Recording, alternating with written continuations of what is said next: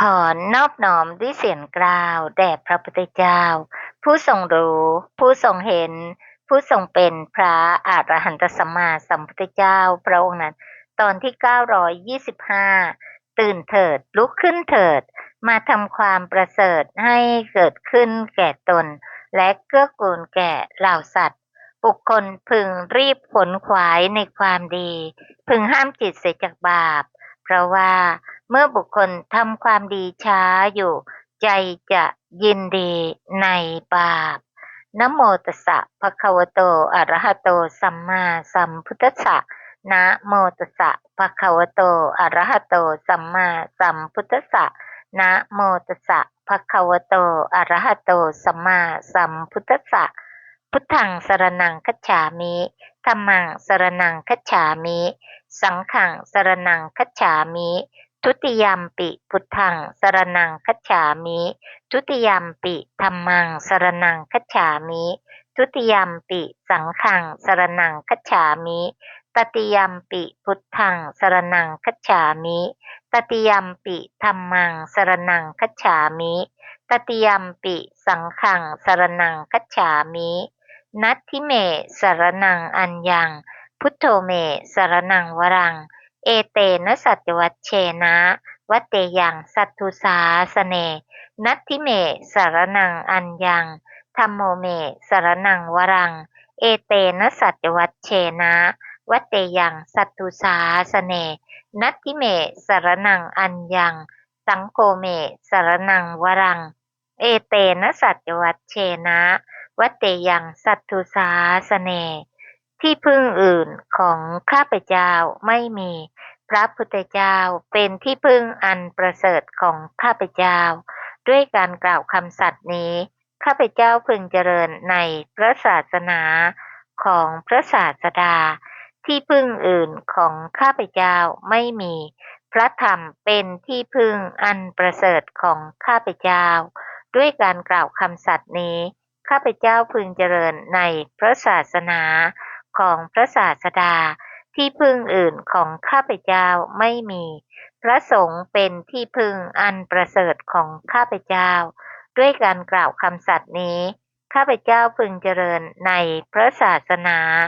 ของพระศาสดาปานาติปาตาเวรมณีสิกขาปะทังสมาธิยามิอาทินาทานาเวรมณีสิกขาปะทังสมาธิยามิกาเมสุมิชฌาจาราเวรามณีสิกขาปะทังสมาธิยามิมุสาวาทาเวรามณีสิกขาปะทังสมาธิยามิปิสุนาวาจาเวรามณีสิกขาปะทังสมาธิยามิพลุสวาจาเวรามณีสิกขาปะทังสมาธิยามิสัมปัปปลาปะเวรามณีสิกขาปะทังสมาธิยามิมิจฉาอาชีวาเวรามณีสิกขาปะทังสมาธิยามิข้าพเจ้าขอสมาทานอาชีวถามากสินตามเยี่ยงอย่างพระอรหันต์เพื่ออนุปาทาปรินิพพานในปัจจุบันบูชาพระรัตนตรัยอันสูงสุดปานาติปาตาเวรามณีสิกขาปะทังสมาธิยามิอัจฉินาทานาเวรามณีสิกขาปะทังสมาธิยามิอพรหมจริยาเวรามณีสิกขาปะทังสมาธิยามิมุสาวาทาเวรามณีสิกขาปะทังสมาธิยามิสุราเมรยะมัชฌปมาทฐานาเวรามณีสิกขาปะทังสมาธิยามิวิกาลโภชนา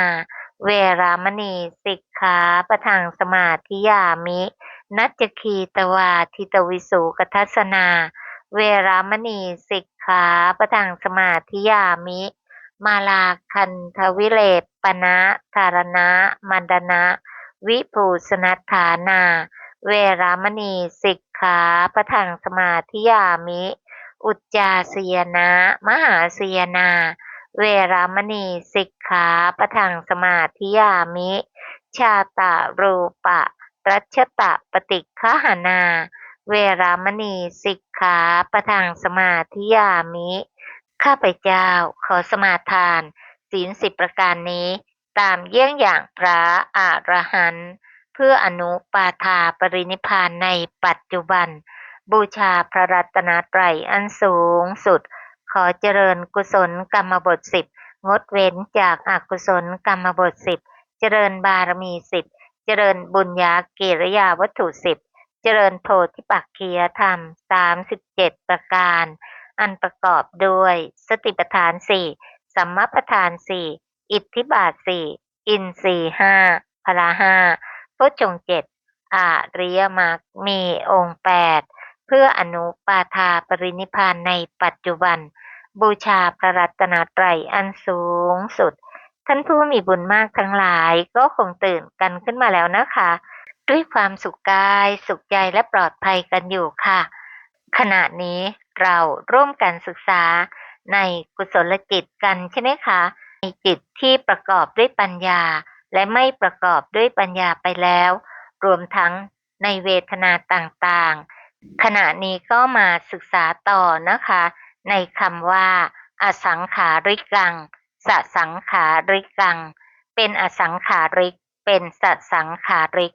บัณฑิตพึงทราบความหมายของคำตามนัยยะที่ได้กล่าวแล้วในอกุศลจิตนั้นเทียวพึงทราบเหตุแห่งความเป็นอสังขาริกในอธิการแห่งกุศลอย่างนี้ว่ากายและจิตที่มีสมรรถภาพคือเข้มแข็งกระปรี้กระเปร่าเพราะได้รับสัปปายะธรรมะในวงเล็บธรรมะที่เป็นเหตุแห่งความสะดวกสบายทั้งหลายกล่าวคือได้ที่อยู่ที่เป็นสัปปายะได้อาหารที่เป็นสัปปายะได้อุตุที่เป็นสัปปายะเป็นต้นนั่นเองเป็นเหตุแห่งความเป็นอสังขาริกจริงอย่างนั้นบุคคลผู้มีกายและจิตที่มีสมรรถภาพเพราะได้สัปปายะธรรมะทั้งหลายเมื่อถึงคราวทำบุญทั้งหลายมีทานเป็นต้นส่วนมากจะเป็นผู้ขวนขวายในการบุญนั้นเองทีเดียวไม่ต้องอาศัยผู้อื่นคอยกระตุ้นชักชวนเลยตัวอย่างในอดีตนั้นที่เราศึกษาในพระสูตรต่างๆใช่ไหมคะเราก็จะเห็นได้ชัดในเรื่องกุศลไม่ว่าจะเป็นทานต่างๆเช่นนางขุดชุตลาแค่ได้รับการชักชวนจากนายสุมาณะว่ามาช่วยกันดูแลภิกษุกันก่อนนางก็ลงมือทำทันทีนะคะหรือตัวอย่างอีกตัวอย่างหนึ่งที่เราจะเห็นได้ชัดถึงกุศลที่มีกำลังเช่นท่านสุทัตตะได้ฟังว่ามีพระพุทธเจ้าเกิดขึ้นแล้วในโลกเท่านั้นเองนะคะก็ขวนขวายที่จะเข้าเฝ้าในคืนนั้นค่ะนี้ตัวอย่างของบุคคลที่มีอสังขาริกเพราะเหตุแห่งการสั่งสมบุญมาแล้วในอดีตอย่างมีกำลังเหลือเกินค่ะอีกอย่างหนึ่งการได้สร้างความคุ้นเคยไว้ในบุญญากิริยาวัตถุทั้งหลายมีทานเป็นต้นกล่าวคือสั่งสมมาจนเคยชินในบุญเหล่านั้นแม้ในภพก่อนก็จัดว่าเป็นเหตุแห่งความเป็นอสังขาริกเพราะเหตุไรเพราะเหตุว่าเมื่อทำอยู่บ่อยๆก็ย่อมทำให้ตนเป็นผู้มีอัธยาศัยมีใจน้อมไปโอนไปเงื้อมไปลาดไปในอันที่จะได้ทำกรรมที่เป็นเช่นนั้นอีกเป็นปกติเมื่อถึงคราวจะได้ทำบุญนั้นๆอีกแม้ไม่มีผู้มาชักชวนก็ย่อมเป็นผู้ยินดีกระทำเองทีเดียวค่ะตัวอย่างนี้ก็ขอยกตัวอย่างท่านอนาถบิณฑิกะเศรษฐีนั่นล่ะค่ะสั่งสมอัธยาศัยความเป็นผู้ให้มาแสนกับเพื่อเป็นเอตทัคคะในความเป็นผู้เลิศในการเป็นผู้ถวายทานนะคะเห็นไหมคะว่าอัธยาศัยเหล่านี้ต้องสั่งสมมาไม่ใช่น้อยๆเลยแม้ในเรื่องของทานกุศล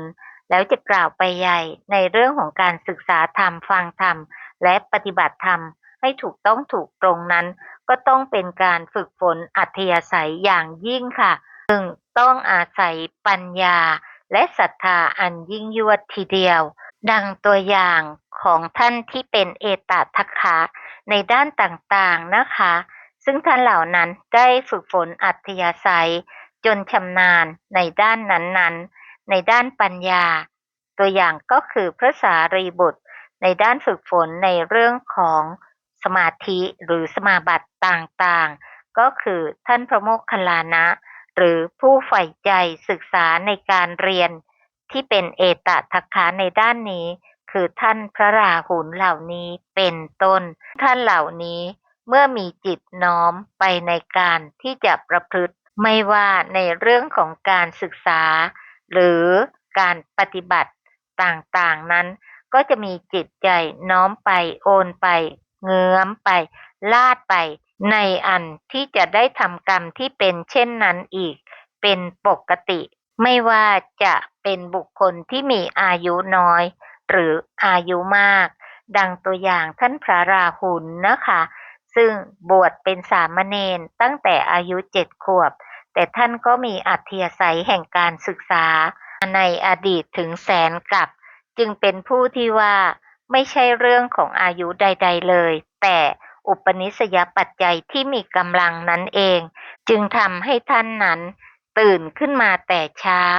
กำทรายขึ้น1 กำแล้วบอกว่าวันนี้จะเรียนธรรมะให้ได้เท่ากับเม็ดทรายในกำมือนั้นท่านจึงเป็นเอตทัคคะในทางผู้ใคร่ในการศึกษาค่ะหากเราศึกษาในกลุ่มของพระเถระพระเถรีทั้งหลายเราจะเห็นว่าท่านเหล่านี้ได้สั่งสมเหตุเหล่านั้นมาเป็นอย่างมากตัวอย่างท่านอัคครสาวกเบื้องขวาและเบื้องซ้าย1 อสงไขยยิ่งด้วยแสนกับหรือบุคคลอื่นที่เป็นเอตทัคคะทั้งหลายนั้นอย่างน้อยต้องแสนกับในการฝึกฝนกุศลที่เป็นเหตุเป็นปัจจัยให้ได้เอตทัคคะในนัยยะต่างๆค่ะส่วนเหตุแห่งความเป็นสสังขาริกพึงทราบโดยปริยายตรงข้ามกับเหตุแห่งความเป็นอสังขาริกตามที่กล่าวแล้วนั้นเถิดซึ่งเราทั้งหลายนั้นก็คงสังเกตตัวเองบ่อยๆสิ่งใดที่เราคุ้นชินเช่นการศึกษาพระสัทธรรมด้วยการฟังการอ่านบางท่านนั้นชอบแต่พอให้พิจารณาธรรมะเหล่านั้นที่ได้อ่านได้ฟังก็ไม่คุ้นชินเพราะไม่ได้ฝึกฝนมาทั้งในอดีตและในปัจจุบันสิ่งเหล่านี้ก็จะเป็นปัจจัยให้เป็นสสังขาริกเนื่องจากจิตที่มีสมรรถภาพน้อยนั่นเองความเข้มแข็งความกระปรี้กระเปร่าความไม่คุ้นชินในกุศลนั้นๆจึงเป็นเหตุให้เป็นสสังขาริกตามเหตุตามปัจจัยที่ได้สั่งสมมาซึ่งแตกต่างกันออกไปการตรัสรู้ต่างๆจึงมีหลากหลายวิจิตรใช่ไหมคะแต่ที่แน่ๆก็คือต้องเข้าไปกำหนดรู้ทุกข์ละสมุทัยทำนิโรธให้แจ้งนั้นล่ะค่ะแต่มีความวิจิตรประณีตลุ่มลึกแตกต่างกันออกไปต่อไปนี้เป็นนิทัศนะแสดงอาการที่เกิดขึ้นแห่งกามาวจรกุศลจิต8 ดวงเหล่านี้พึงทราบอาการที่เกิดขึ้นแห่งกามาวจรกุศลจิตเหล่านี้ดังต่อไปนี้ในเวลาใดบุคคลเป็นผู้ร่าเริงบันเทิงเพราะได้เหตุแห่งโสมนัสเวทนามีความถึงพร้อมแห่งไทยธรรมในวงเล็บของที่ควรให้มีปัจจัย4เป็นต้นและปฏิฆา6ในวงเล็บคือผู้รับไทยธรรมเป็นต้นหรือแม้เหตุแห่งโสมนัสเวทนาอย่างอื่นๆมีสัมมาทิฏฐิอันเป็นไปโดยนัยยะว่าทานที่บุคคลให้แล้วย่อมมีผลมีอานิสงส์ดังนี้เป็นต้นออกหน้าอยู่มีจิตไม่ท้อแท้ไม่คร้านอยู่จึงไม่ต้องมีผู้อื่นกระตุ้นชักชวนกระทำบุญทั้งหลายมีทานเป็นต้นในเวลานั้นกุศลจิตของเขาย่อมเป็นธรรมชาติที่สหรคตด้วยโสมนัสเวทนาสัมปยุตกับญาณและเป็นอสังขาริกซึ่งสิ่งเหล่านี้นะคะต้องฝึกกันอย่างมากจริงๆค่ะซึ่งก็ได้พบบางท่านนั้นมีอัธยาศัยอันรุ่งเรืองไพบูลย์รู้ชัดในเรื่องกุศลและอกุศลและท่านฝึกฝน จนจิตของท่านนั้นมุ่งมั่นในการให้กุศลนั้นแผ่ไปในพุทธบริษัททั้งหลายไม่ใส่ใจว่าต้องเป็นบุคคลที่เพียบพร้อมด้วยกุศลอย่างนั้นอย่างนี้หรือภิกษุก็ต้องบริบูรณ์พร้อมด้วยอย่างนั้นอย่างนี้ไม่เลยค่ะเพียงแต่เมื่อท่านเหล่านั้นมีความประสงค์มีความเดือดร้อนท่านก็จะเกื้อกูลและเอาใจใส่อย่างต่อเนื่องค่ะเพื่ออะไรเพื่อให้กุศลจิตของตัวท่านเองนั้นไม่คับแคบอยู่ในบางบุคคลจึงเป็นเหตุเป็นปัจจัยให้ท่านนั้น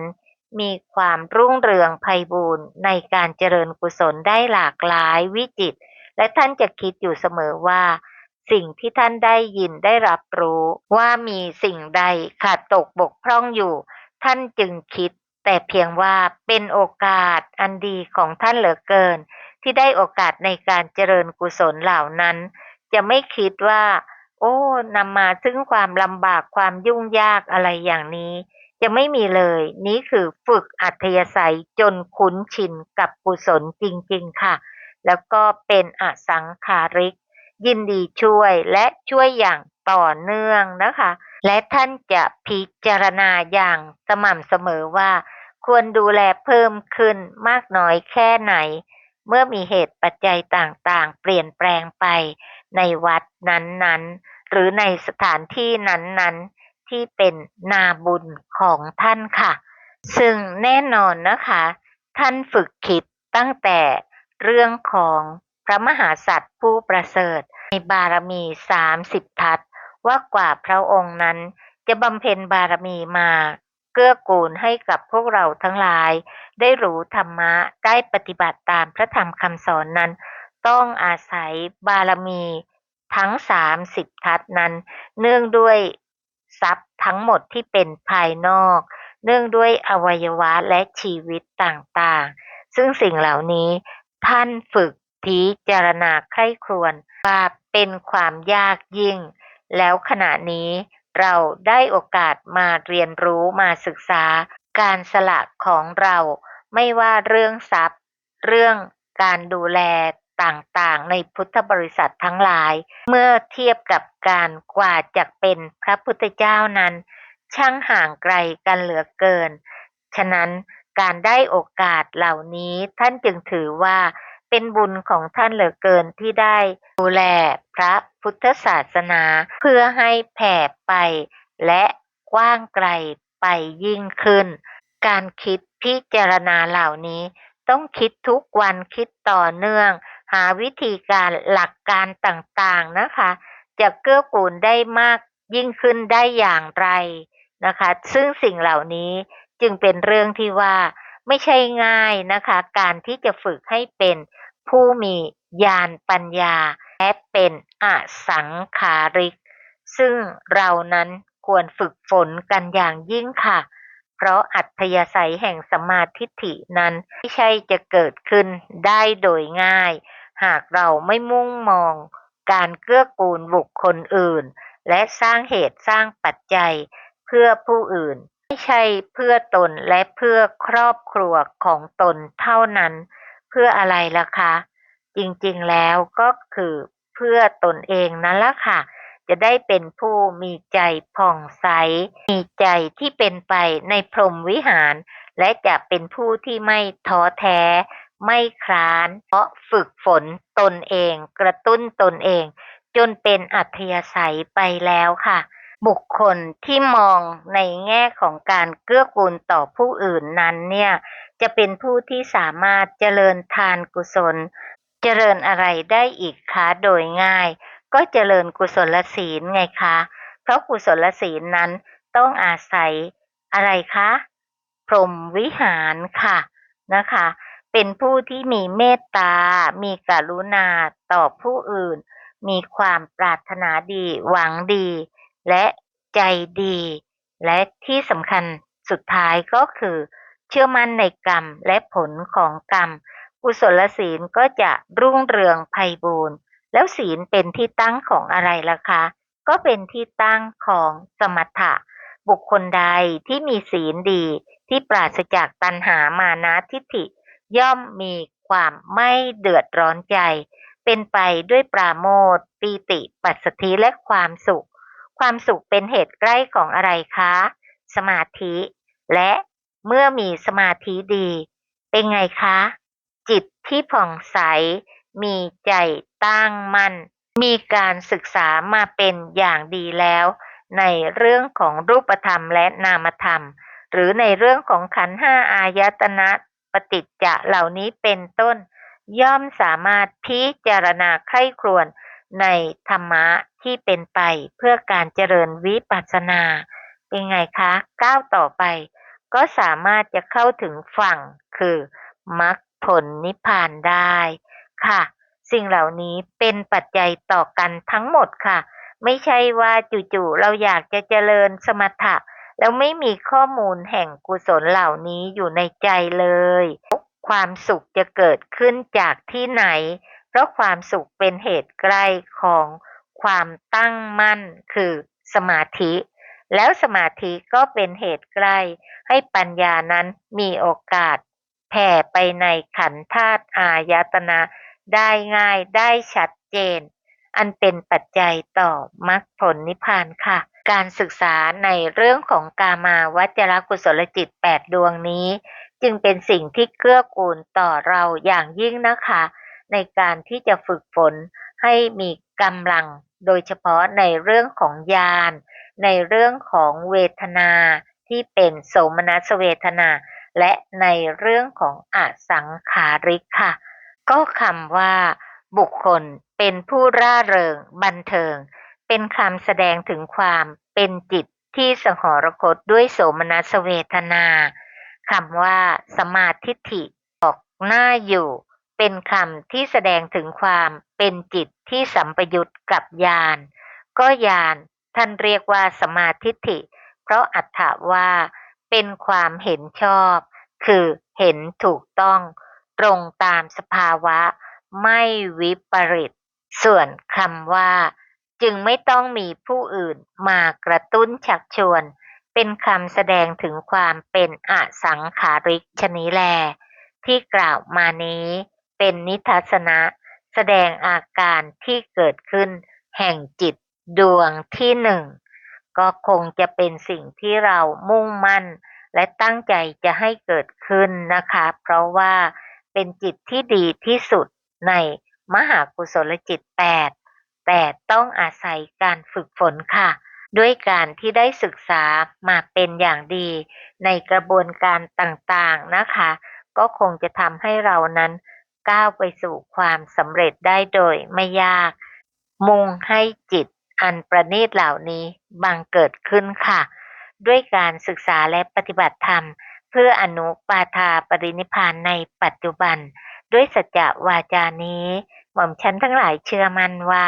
จะเป็นปัจจัยในการแทงตลอดในอริยสัจสี่โดยง่ายโดยพลันในการปัจจุบันขอน้อมมหากุศลและอุทิศบุญทั้งสิ้นแด่สรรพสัตว์ทั้ง31ภพภูมิขอทุกท่านจงมีจิตโสมนัสยินดีอนุโมทนาในมหากุศลทั้งสิ้นเพื่ออนุปาทาปรินิพพานโดยง่ายโดยพลันโดยทั่วกันค่ะกราบอนุโมทนาในมหากุศลของทุกท่านด้วยความเคารพอย่างสูงกราบสาธุสาธุสาธุเจ้าค่ะค่ะ